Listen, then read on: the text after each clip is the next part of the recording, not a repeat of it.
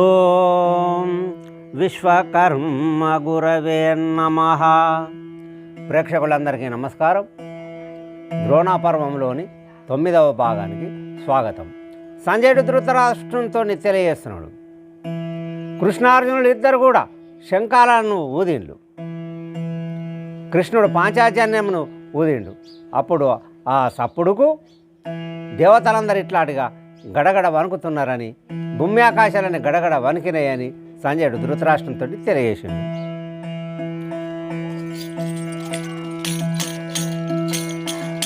కదా నా భూమిలో సవ్యాసాసీత,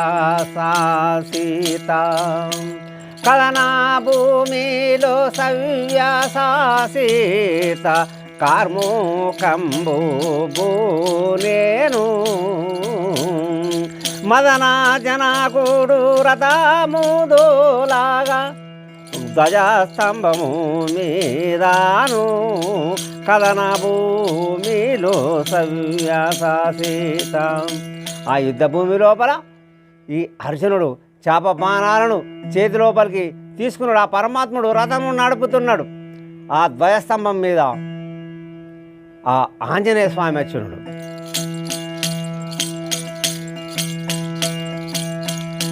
బెదురాగా సైన్యములదులాగా, బెదురాగా సైన్యములదులాగా, వాయుజూడపొడు కేకాలేయాగా, ఉదయాద్రి పైరవి బింబము వలె విజయుడు గనుపించాగా, బెదురాగా సైన్యములదులాగా. ఆ కౌరవ సైన్యం లోపలి వాళ్ళు ఈ రథమును చూసి, అర్జునుని యొక్క రథమును చూసి చాలా భయపడుతున్నారు. ఆ ధ్వజస్తంభం మీద ఉన్నటువంటి ఆంజనేయ స్వామి కేకలేస్తున్నాడు. చాలా భయపడిపోతున్నారు వీళ్ళందరూ కూడా. ఆ అర్జునుని చూస్తే సూర్యభగవానుడు ఉదయించినప్పుడు ఏ మాదిరిగా ఉంటాడో ఆ మాదిరిగా ఈ అర్జునుడు కౌరవ సైన్యానికి కనిపిస్తున్నాడని సంజయుడు ధృతరాష్ట్రంతో తెలియజేసిండు. గురుద్రోణుడు విభూముఖమున, గురుద్రోణుడు విభూముఖమున నిలిచి కనువనే తానింపుగా, సరగోన కరములు ముకులించి, సరగోన కరములు ముకులించి, పాల్గొనుడిట్లనే బాగుగా, గురుద్రోణుడు విభుముఖమున. ఆ శకట విభు రచన చేసి అక్కడ ఆ విభు లోపల జయద్రథు నుంచిండు. ఆ జయద్రథు నుంచి ఆ విభు ముందర ఈ ద్రోణాచార్యుల వారు ఉన్నారు. ద్రోణాచార్యుల వారు ఉంటే ఆ ద్రోణాచార్యుల వారిని చూసినటువంటి అర్జునుడు గురుదేవునికి నమస్కారం చేస్తున్నాడు. కరుణాకర ఈ బిరుదు నీదే సుమ్మి, కరుణాకర ఈ బిరుదు నీదే సుమ్మి, కృపాజేయు మీ బాగుగా,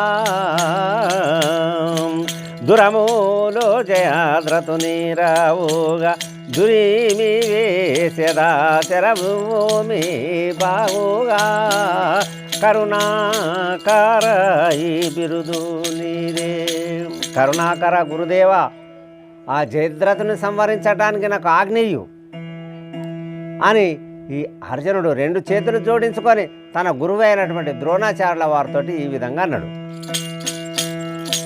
స్తుతి చేయుచు పాల్గొనుడతులితాముగా, స్తుతి చేయుచు పాల్గొనుడతులితముగా, ఆ విభు పొడాజు సేను, పతితోలు కౌరవులతిహాంకారులు గర్జనాలు వినియేను, స్తుతి చేయుచు పాల్గొనుడతులితముగా. ఆ ద్రోణాచార్యుల వారికి నమస్కారం చేస్తూనే అర్జునుడు అక్కడ ఆ విభునంతని కూడా చూసిండు. ఇక ఈ కౌరవ వీరులందరూ కూడా చాలా భయపడుతున్నారు. చతురుడర్జనుడతి వేగంబున చతురుడర్జనుడతి వేగంబున గాంధీవము బూనేను శతసాయకములు కౌరవనాతుని రథాసూర్ణము చేసేను చతురుడర్జనుడతి వేగంబున. ఈ అర్జునుడు అక్కడ చూసి అలా కేకలు విని బాణాలను తీసుకొని ఆ దుర్యోధను యొక్క రథమును విరగొట్టిండు. ఎక్కడ చూసినా శరవర్షంబు ఎక్కడ చూసినా శరవర్షంబు సైన్యమంతా గురియాగా చక్రము రీతిగా రథము తిరుగాగా పృథ్వీ కంపమందాగా ఎక్కడ చూసినా శరవర్షంబు ఎక్కడ చూసినా కానీ వర్షం పడ్డట్టుగానే బాణాలను వేస్తున్నాడు అర్జునుడు. అప్పుడు ఆ సైన్యం లోపల కౌరవ సైన్యం లోపల బాణాలను వేస్తున్నాడు. ఆ అర్జునుడి యొక్క రథము చక్రం మాదిరిగా తిరుగుతున్నది. ఆ తిరిగే సమయం లోపల భూమి అంతా కూడా గడగడ వణుకుతున్నది. ఒక్కడు పాల్గొనుడా సైన్యంబున ఒక్కడు పాల్గొనుడా సైన్యంబున పాబాకోడై కాల్వాగా నిక్కముగా ద్రోణుడు గని పార్తూని మురిపెమునందాగా ఒక్కడు పాల్గొనుడా సైన్యంబున. ఆ కౌరవ సైన్యం లోపల ఈ అర్జునుడు ఒక్కడే ఉన్నాడు. తన బాణాల చేత జేరు చేస్తున్నాడు కౌరవ సైన్యం అంతా కూడా. అప్పుడు ఈ ద్రోణాచార్యుల వారు చూసి అర్జునుడి యొక్క యుద్ధం చూసి చాలా సంతోషపడుతున్నాడు.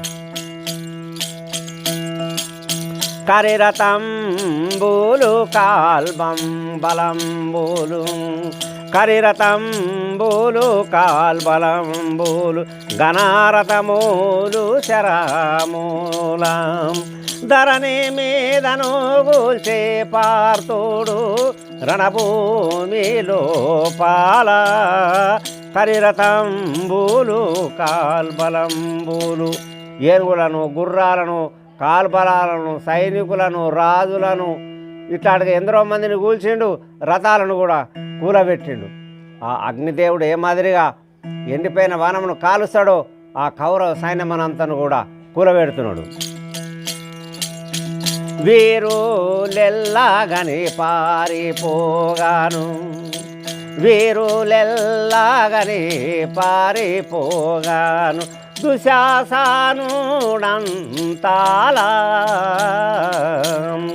ఘోరము గరుతూ చేరి పాల్గొనుని కనుగొని బహుశరమూలా వీరులెల్లాగని పారిపోగను. ఈ అర్జునుని బాణదాటికి ఆ కౌరవ వీరులు కౌరవ సైన్యములు తాళలేకున్నారు. భయపడి ఎందరో మంది పారిపోతున్నారు. అప్పుడు పారిపోయే వాళ్ళని దుశ్శాసనుడు చూసి చేప బాణాలను తీసుకొని అర్జున్ ముందరికి వచ్చి యుద్ధం చేస్తున్నాడు. చాలా బాణాలను వేసిండు. శతమార్గనములప్పుడు అతులితముగా వెయ్యగానే పాల్గొనుడు పతితుడు పాపాత్ముని రథమొక శరమున దృంచి వేసెతానతి వేగన్ 100 బాణాలను వేసిండు అర్జునుడి మీద ఈ దుశ్శాసనుడు. ఆ బాణాలన్నింటిని కూడా అర్జునుడు ముక్కలు ముక్కలుగా చేసిండు. ఆ ముక్కలు ముక్కలుగా వేసి ఆ దుశ్శాసను యొక్క రథమును విరగొట్టిన తన బాణాల చేత.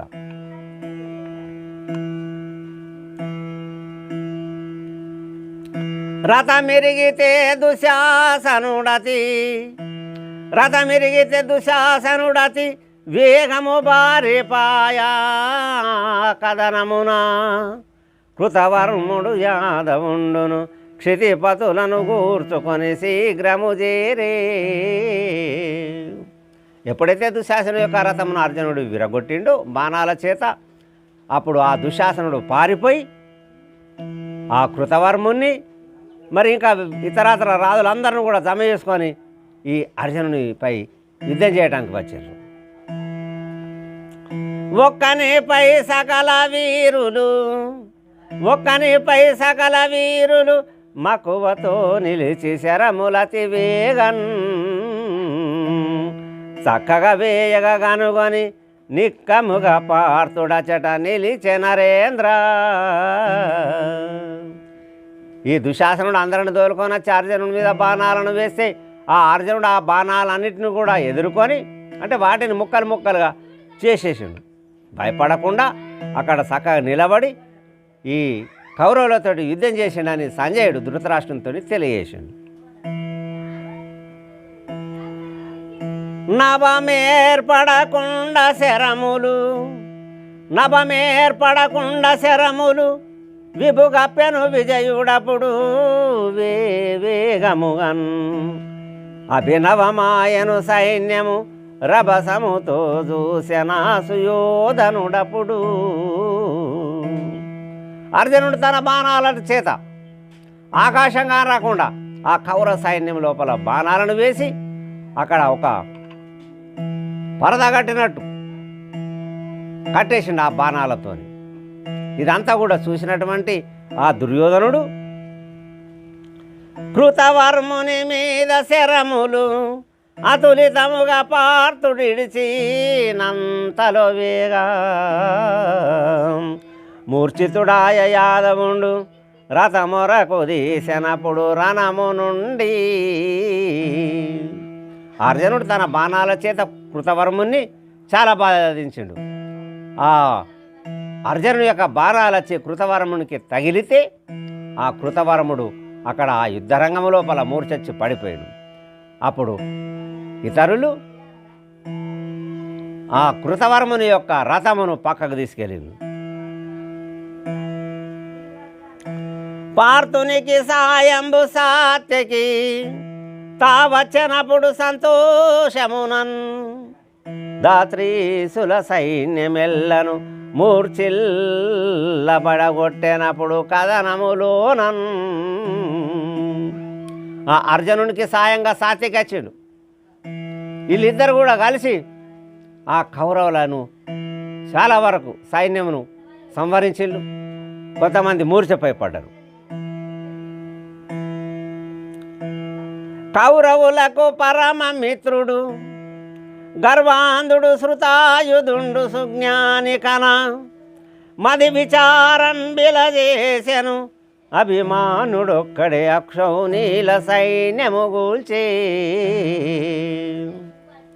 ఆ కౌరవులకు పరమమిత్రుడు ఎవరు? శృతాయుధుడు. అప్పుడు ఈ విధంగా ఆలోచన చేసిండు. ఒకప్పుడు అభిమానుడు ఎందరో మందిని అక్షౌనీల సైన్యమును సంవరించిండు అని ఇట్లాంటి ఆలోచన చేసి ముందర కురుక్షేత్రమౌనని ముందే యత్నంబు చేసే ముదమున హరుని విదితంబుగా కూర్చి తపమును అఘోరము చేసినాడు ఆ మహాబలుడు.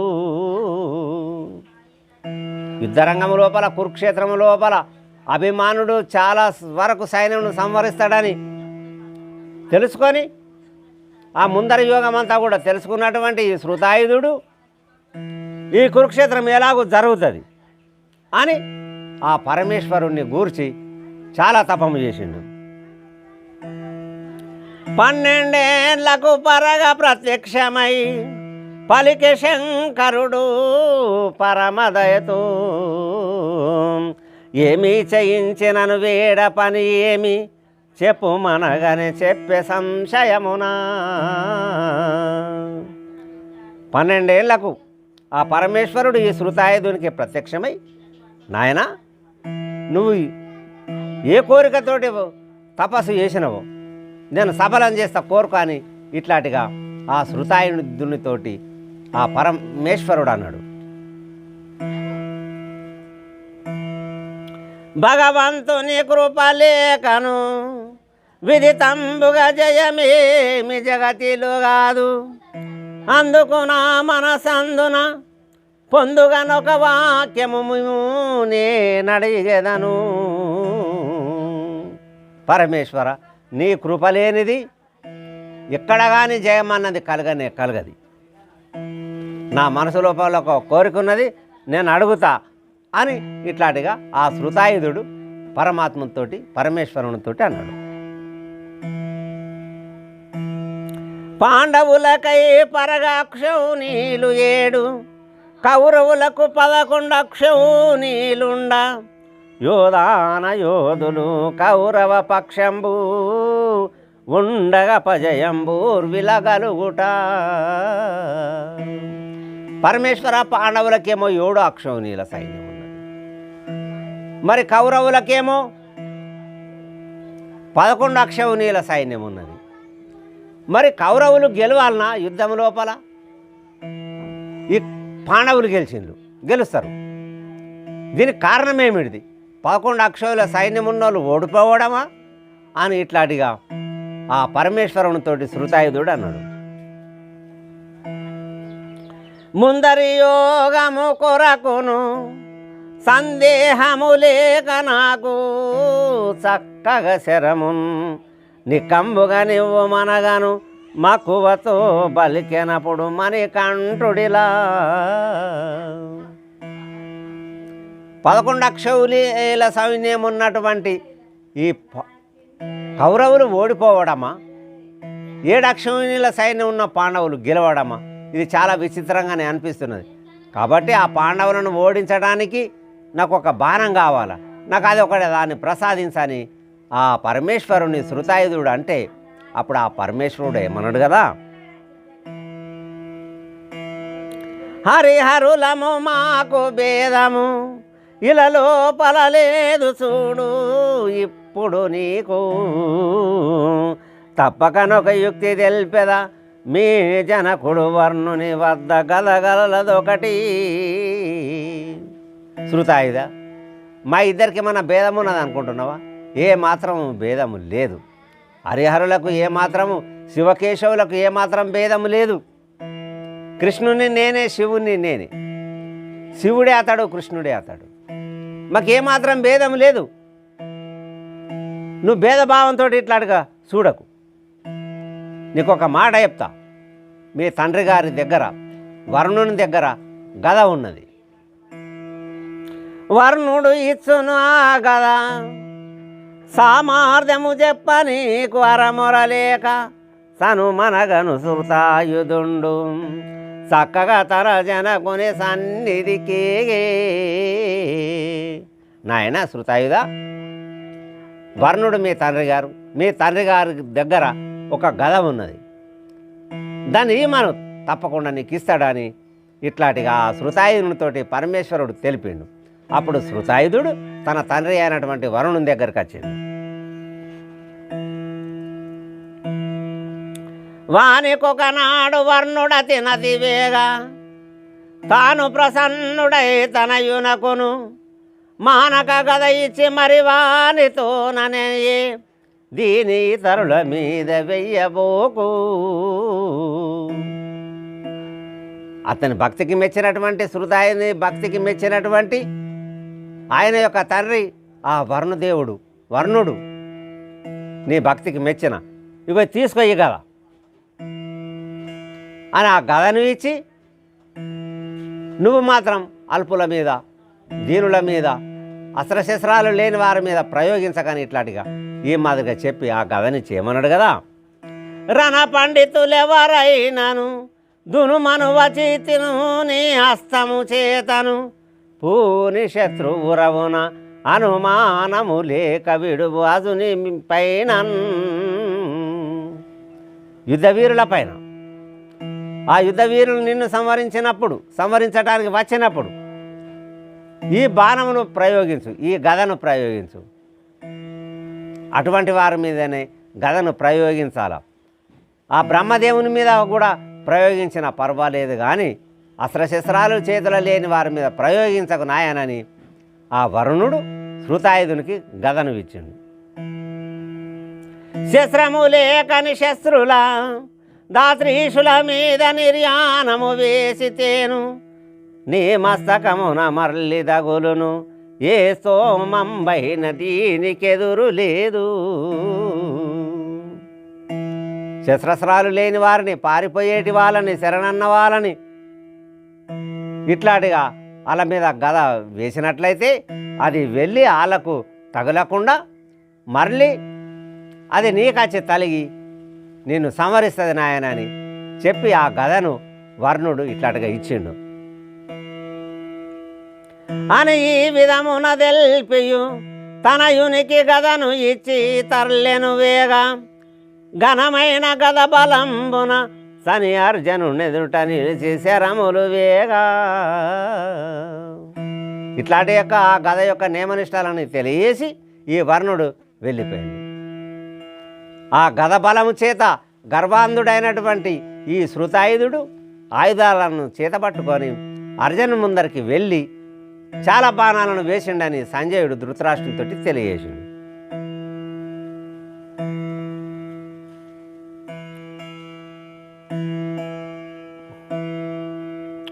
కౌరవులకు పరమమిత్రుడు గర్వంబున రథమునెక్కి గ్రక్కున చేరి శరములగనితముగా విడిచెను నరవరాశ్రుతాయుధుండు నతి క్రోధితుడై. ఈ గద ఉన్నది, ఈ గద వేస్తే తప్పకుండా సంవరింపబడతాడన్న భావనతోటి చాలా గర్వంతో రథమెక్కినటువంటి ఆ శృతాయుధుడు అర్జునుని ముందరికి వెళ్ళి అర్జునునితో యుద్ధం చేస్తున్నాడు. ఆ శరముల నెల్లను పార్తుడు వాసిగా దృంచి వేసు తృణప్రాయమున కేశవుడు రథము దోలగా వాసవ పుత్రుండు ఎవరి కగుపడచట. ఈ శృతాయుధుడు విడిచినటువంటి బాణాలన్నిటిని కూడా అర్జునుడు ముక్కలు ముక్కలు తునకలు చేసేసిండు. అప్పుడు ఆ సమయం లోపల ఈ పరమాత్ముడు అర్జునుని యొక్క రథమును చక్రం వల్ల గిరగిర దింపితే ఈ శృతాయుధునికి కానీ ఎవరికి కానీ అర్జునుడు కనిపిస్తలేడు. కృష్ణుని సారథ్యంబును వృత్కుష్టము జాజగను శృతాయుధుడు చూసి సృష్టీశ్వరుని మీదికి బట్టెను గదా కరములోను పంతము చేత. ఆ కృష్ణుని యొక్క సారథ్యమును చూసినటువంటి రథము నడపంగా చూసినటువంటి ఈ శృతాయుధుడు చాలా కోపంతో ఈ కృష్ణమూర్తి పైననే వేద్దామన్న భావనతోటి ఆ వరుణుడు తన తండ్రి ఇచ్చినటువంటి గదను చేతుల పట్టుకున్నాడు. రణముకు మూలకుడెవ్వడు మలినుడు కృష్ణుండు చస్తే మరి పాండవులు బలహీనులిగ రాజ్యము మరి దుర్యోధనునికి మమతతో నౌను. ఈ యుద్ధానికి మూల కారణం ఎవరు? ఈ కర్ణుడే, ఈ కృష్ణుడే.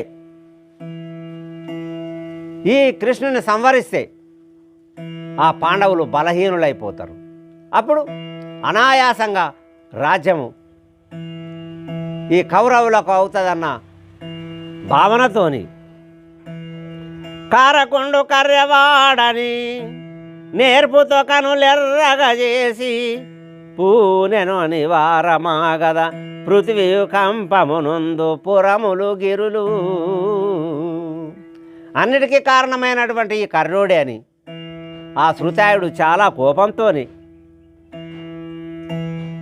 వర్ణుడు ఇచ్చినటువంటి గదను తీసుకొని ఆ పరమాత్మని మీదకి వదిలిండు.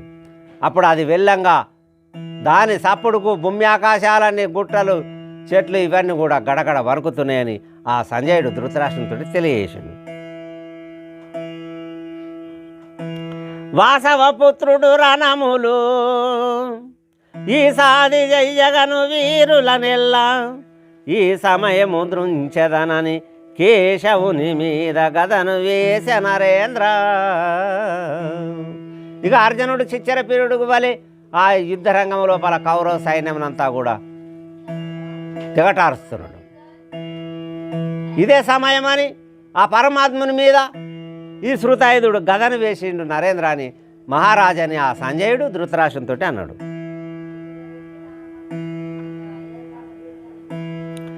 వరుణ గద రాగనప్పుడు ధరణి మండలము వనికే దానవ వైరీ ఉరవున తగిలెను వేగను ముర నరకాంతకుడు ఓర్చనరవర వేగా. ఆ వరుణుడు ఇచ్చినటువంటి గద రాంగా భూమి ఆకాశాలని కూడా గడగడ వణికినాయి. ఆ గద వచ్చి ఆ పరమాత్ముని ఛాతికి తగిలింది. ఆ దెబ్బను కూడా ఈ పరమాత్ముడు ఓర్చుకున్నాడు. మేరు మందరము సూర్ణము దారుణముగా చేసు గదను దర్పము మెరియా. ఆరుడిగా ఓర్చ ఇతరులు లేరు గదగాత కోర్చ ధన్యులు ధరలు. ఆ గదను ఒకవేళ మేరు పర్వతమే కానీ మందరగిరి పర్వతం పైననే వేసినట్లయితే అది చూర్ణాసూర్ణమైపోతుండే. ఆ పరమాత్ముడు కాబట్టి ఆ దెబ్బను ఓర్చుకున్నాడు. ఇతరులు ఓర్చుకునే శక్తి ఉన్నదా? ఎవరికి కూడా లేదు. నగధరుడు శస్త్రరహితుడు అగణితముగా గద మర్ల్యాతి వేగమునన్ జగమెల్లార్బటంపుచు పగతో శృతాయుధున్ని పాయక చంపే. ఆ పరమాత్ముని దగ్గర అస్త్రశస్త్రాలు ఏమీ లేవు. సారథ్యమును చేసేవాడు పరమాత్ముడు. అక్కడికి వచ్చినటువంటి కదా అక్కడి నుంచి మరలి ఎవరైతే విసిరిలో ఆ శృతాయుధుడు ఆ శృతాయుధునికి వెళ్ళి తగిలి ఆ శృతాయుధుని సంవరించింది మహారాజాని సంజయుడు ధృతరాష్ట్రంతో తెలియజేసిండు. కౌరవ పాండవ వీరులు శరములు కరమునను బట్టి సేలుగనప్పుడు దురమున గద మర్లెననుచు గురుద్రోణు ఎదుట గుంపు గూడిట్లనిరి. ఆ కౌరవ వీరులు పాండవ వీరులు తమ తమ చేతులకు బాణాలను తీసుకొని ఆ గురుద్రోణుడు అంటే ఆ ద్రోణాచార్యుల వారి దగ్గరికి వెళ్ళి ఆ ద్రోణాచార్యుల వారికి దండ ప్రమాణాలు చేసి ఆ ద్రోణాచార్యుల వారిని అందరూ కూడా కలిసి అడుగుతున్నారు. ఏమి విచిత్రము దోచను మేమెన్నడు చూడలేదు మేదినిలోనా. నేమము తప్పే గద సంగ్రామము విడిచినతని నేర్పున చంపే. గురుదేవ ద్రోణాచార్య, ఇటువంటి సంఘటన మేము ఎప్పుడు కూడా చూడలేదు, ఉన్నది కూడా లేదు. ఈ గద నేమం తప్పిపోయి మళ్ళీ ఆ శృతాయుధుని సంవరించగదా అని ఇట్లాంటిగా ఆ ద్రోణాచార్యుల వారితో ఈ వీరులందరూ కూడా అడుగుతున్నారు. విని ఆచార్యుడు సకల మహారథుల విని ఆచార్యుడు సకల మహారథుల గనుగొని తానిట్లాను మనసుయోధను నీ పుణ్య పరాక్రము ఈ గతి సిద్ధించేను. విని ఆచార్యుడు సకల మహారథుల. ఇలా మాటలు వినటువంటి ఆ ద్రోణాచార్యుల వారు అంటున్నారు, మన యొక్క సుయోధనుడి యొక్క అదృష్టమో అది పుణ్యము, అతని యొక్క పరాక్రమం వల్ల ఇట్లాంటిగా ఈ గతి వచ్చింది మనందరికి కూడా. మనము నాదెలియుడు మనము నాదెలియుడు విజయోని సుకృతాము సారథి శ్రీకృష్ణుడు. తన దాసునిగా పాడేదాననుచు తన దాసునిగా పాడేదాననుచు ఈ కౌతుకంబు చూడు మనము నాదెలియుడు. మీరు అందరూ తెలుసుకోండి, మీకు తెలియంది ఉన్నదా? ఆ పరమాత్ముడు అర్జునుడికి సారథ్యమును వహిస్తున్నాడు. మరి అటుగాక అర్జునుడు ఆ పరమాత్ముని యొక్క దాసుడు. మరి ఎట్లాంటిగా ఆ ఆయుధం ఆ పరమాత్మనికి తగిలి శృతాయుధుని పోయి చంపింది. ఎవరైతే విడిసిలో ఆ గదను అదే గద వెళ్ళి ఆ శృతాయుధుని సంవరించింది కదా. అనగానే విజయుని శరము నిండేను గురుద్రోణుని ముందాల. తురిమేన రథములు గజముల శ్వాములు రుధిర కాల్వాలో పాల. అనగానే విజయుని శరము నిండేను. ఇట్లాంటిగా సంభాషణ నడంగా ఆ అర్జునుడు ఈ కౌరవ వీరుల పైన చాలా బాణాలను వేసిండు. బాణాలను వేసి గుర్రాలను, రథాలను, ఏనుగులను, సైనికులను, రాజులను ఎందరో మందిని సంహరించిండు. ఆ రక్త ప్రవాహం లోపల ఇవన్నీ కూడా కొట్టుకపోతున్నాయి మహారాజా అని ఆ సంజయుడు ధృతరాష్ట్రంతో తెలియజేసిండు. కనుగొనగప్పుడు కాంబోజుని సుతులకి, కనుగొనగప్పుడు కాంబోజుని సుతులతి వేగాము శరమూల సనిరేమో ఊరు యమన సైన్యము గొని వెంటాను బలమూల కనుగొనగప్పుడు కాంబోజుని ఇట్లాంటిగా ఆ ప్రవాహము లోపల కొట్టుకొని పోంగ అందరూ చూస్తున్నారు. ఆ సమయం లోపల కాంబోజుని యొక్క కుమారులు ఆ వీళ్ళపైన బాణాలను వేసిండు, సైన్యమును తీసుకొని వచ్చి.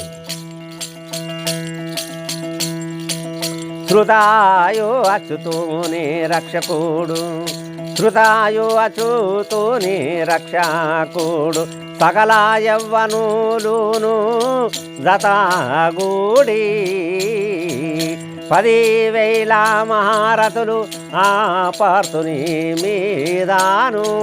శృతాయు అచ్యుతుని రక్షకుడు, ఆ శృతాయుని మరి ఆ శృతాయుని సైన్యము మరి ఈ అచ్యుతుడు అంటే ఈ కృష్ణమూర్తి యొక్క రక్షకుడు ఎవరు? ఆ కృతవర్మ సైన్యాధికారి. ఈ కృష్ణమూర్తి యొక్క సైన్యానికి అధికారి కృతవర్మ.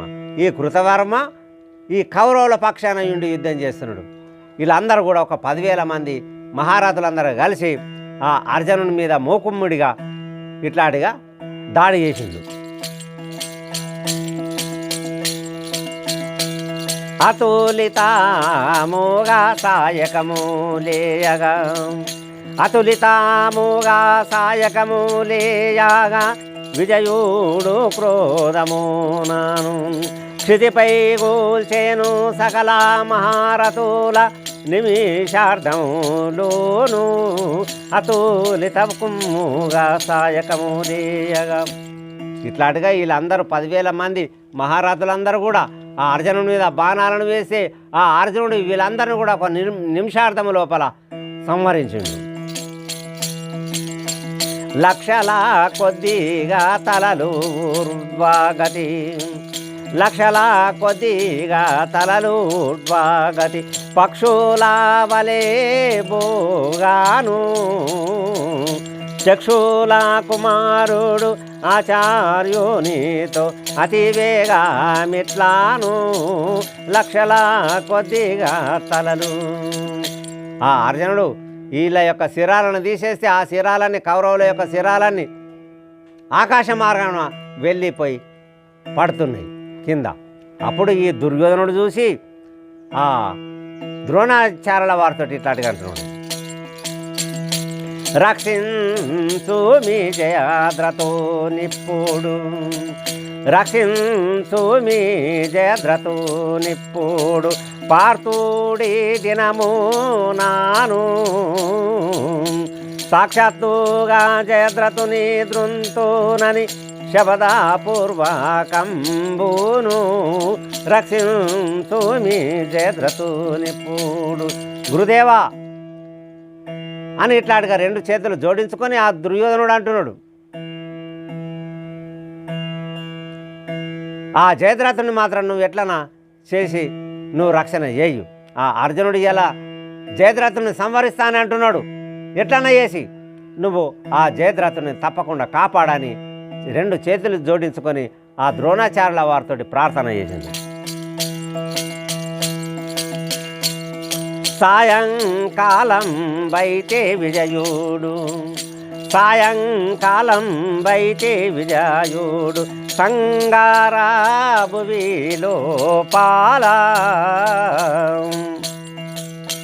కాయము వైనిలో గాల్సు అనార్ధము తొనుగు సుమ్మి శరమూల సాయంకాలం బైతే విజయుడు.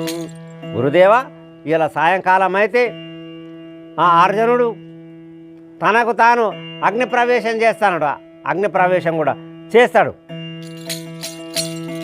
ఏమీ చేయ కారణము లేదు, ఏమీ చేయ కారణము లేదు, జయాద్రతోని కాపాడు మీరణమూల. కామజాజనకుడు వినేను తలపోతలు వీనులా, ఏమీ చేయ కారణము లేదు. ఇలా ఏం చేసేది అవసరమే లేదు. నువ్వు ఎక్కడికి వెళ్ళి ఆ జయద్రథను నేను కాపాడితివా, ఇక సాయంకాలం అయితే పొద్దుమునిగే సమయం లోపల ఆ అర్జునుడు తప్పకుండా తన శరీరమును ఆ అగ్ని లోపల ఇట్లాంటిగా కాల్చుకుంటాను ఇట్లాంటిగా శపథం చేసిండు. తప్పకుండా అనాయాసం చాలా చక్కని పనిగా మనం చేసేదేమో అవసరమే ఉండదు యుద్ధం అని ఇట్లాంటిగా ఆ ద్రోణాచార్యుల వారితోటి దుర్యోధనుడు ఈ మాదిరిగా అన్నాడు. ఈ మాటలన్నీ కూడా ఆ పరమాత్మనికి తెలిసినాయని సంజయుడు ధృతరాష్ట్రంతో ఈ విధంగా తెలియజేసిండు. ఈ తర్వాయి భాగాన్ని మనం మరో వీడియోలో తెలుసుకుందాం. ప్రేక్షకులందరికీ నమస్కారం. అంతవరకు సెలవు.